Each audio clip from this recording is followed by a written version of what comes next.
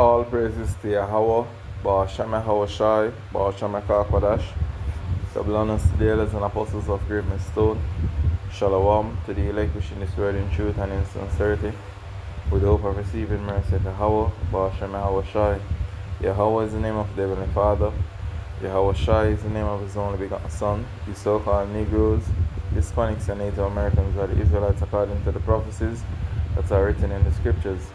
I want to make it known that the RFID microchip is the MOTB. The serpent goose is the precursor to the MOTB. Yahushai, whom dwell in and left out Jesus, is about to make His return upon the earth, to deliver His elect, and to pour out judgment as it is written. So I want to go straight into this lesson concerning perilous times ahead. You know? And a lot of people them now gonna escape the perils. They want to get caught up in various disasters, but they want to be pestilence, the sword, so-called natural disaster, you know.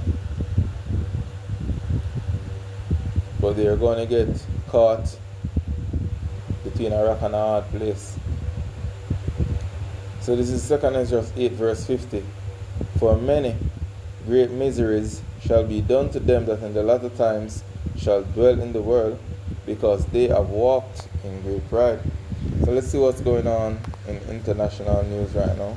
Let's take it, please. What you need to know. Oil prices should start going up after the week of July 6th by closing the Strait of Hormuz and attacking refineries in the Gulf states. If the Gulf states can't sell oil, they can't make payments on their debt. It just does not appear that we're in a position to find peace in Ukraine or Iran. Putin has no interest in conquering Europe whatsoever. Europe has nothing. There's no assets, there's no oil, there's no gold, there's nothing you're going to gain out of it. Europe needs war. Macron thinks that he can conquer Russia. Europe will rise again like the Roman Empire. Canada and the United States will be the subservient colonies we should have remained. Zelensky is trying to take the war to Russia dramatically. He's threatened to even invade Belarus. He's not interested in peace. This is the way Europe is at this stage in the game. They need a distraction because economically it is falling apart. World War III is already happening. This is a house of cards, and it is in the process of collapsing right now. You're going to see an economic crash the likes of which we've never seen.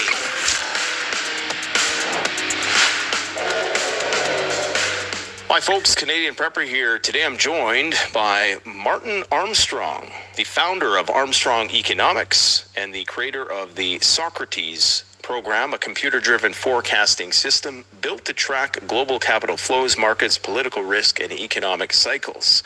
Today, I'm hoping to see what Socrates has to say and what Martin has to say, of course, about four main issues, two geopolitical and two economic, namely the war in Ukraine, the war in Iran, and gold and oil prices. Now, you have said recently that you expect things to escalate, or perhaps this is Socrates' prognosis, that things are going to escalate in early July. What did you mean by that? Well, it just does not appear that we're in a position to find peace in Ukraine or Iran. But, I mean, most of the press on Iran is extremely skewed and misrepresent really what is going on. Iran is one of the most, educated countries in the Middle East. And we had offices in Dubai, and Iran had sent more drones and missiles at Dubai than they did Israel. The reason for that is that Switzerland basically shot itself in the head when it was confiscating money of Russians to say, "Oh, you knew Putin." That was enough. The 300 billion in Russian assets that are frozen, they make it sound like it's the government assets. And if you really pick up the rug and look, you'll see there are yachts, houses. It's individuals.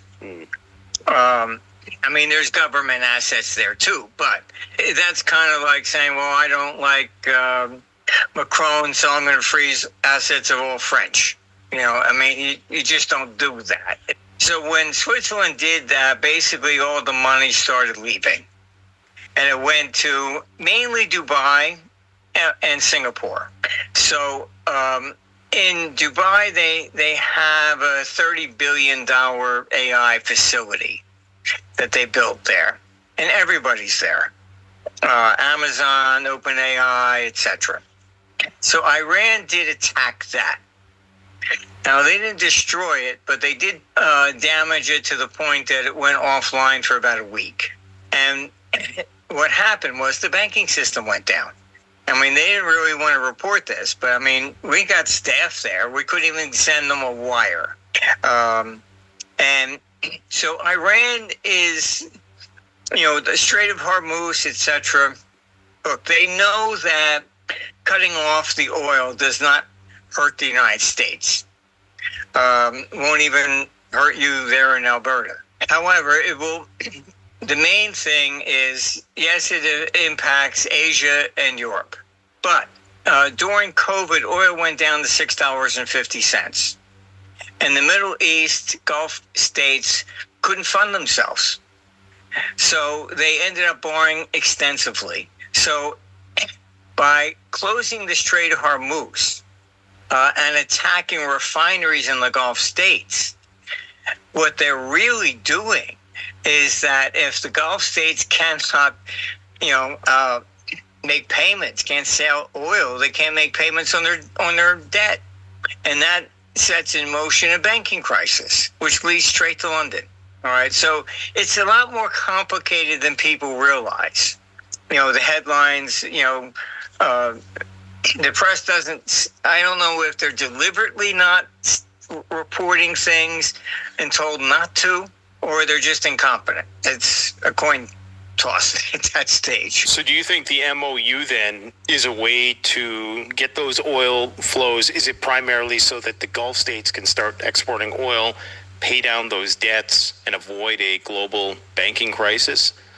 I mean, that's part of the mix why Trump wants to get the hell out. But we have a serious conflict of interest between Israel, United States, and Iran. Iran wants a guarantee that they will not be invaded again. Trump can't give that because he can't control Netanyahu. Netanyahu apparently wants to run for election again. But why can't he control Netanyahu when the U.S. is the one who provides all the military backstopping to the IDF? I mean, does Netanyahu have some dirt on Trump? No, what it is that Trump wants to get out because of the midterm elections. Netanyahu, his opposition, is saying, you accomplished nothing. There was no regime change. They still got their nuclear material. What did you do? 61% of the people at the last poll in Israel were against Netanyahu.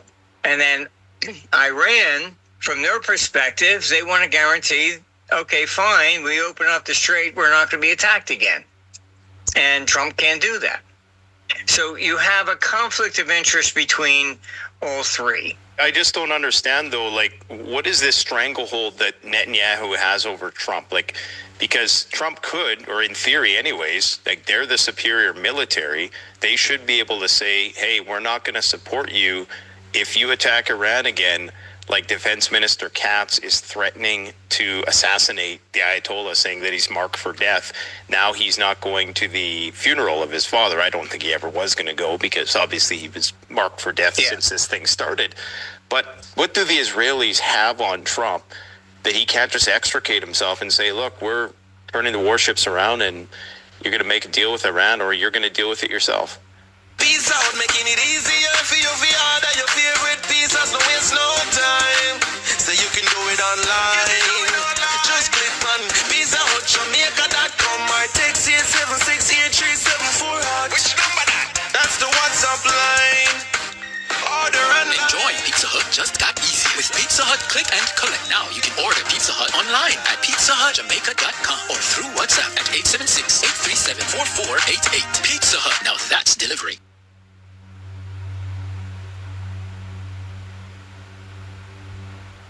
yourself? Well, largely because the Israeli lobby group in Washington is probably the most powerful of all. I mean, even Massey came out and said they funded all his, opposition. I speak, in D.C., and that's all you really hear. So, I mean, it's not that they have dirt on Trump personally. It's just that they are a very powerful lobby, probably the most powerful. And so Trump is just trying to exit this thing. He can't really dictate to Netanyahu. That's the problem. And his opposition in Israel have even come out and said and criticized him. You can't control Trump. So it's politics. Trump wants to get the hell out because of upcoming elections. Netanyahu he needs some sort of a victory. So right now you're going to have a lot of false flags, a lot of deception, a lot of manipulation on the masses, because we're in a time of great confusion. So look what's going to engulf the earth in those times. So this is 2nd Esdras verse 16. I'm going to start at verse 17. So it says, woe is me, who will deliver me in those days? The beginning of sorrows and great mourning, the beginning of famine and great death, the beginning of wars, and the powers shall stand in fear. The beginning of evils, what shall I do when these evils shall come? And the thing they want to see a transparent now, such as the heat wave over there in America, the earthquake will strike Venezuela and various parts around the world. Y'all have not seen nothing as yet. Excuse me. Just while about morning, the beginning of sorrow and great mourning, the beginning of famine and great death. How much people died due to the earthquake recently, yo? Thousands. How many people died through the heat wave over there in Europe? Thousands. Hopefully Europe, I said, just go out at first. But how much people died?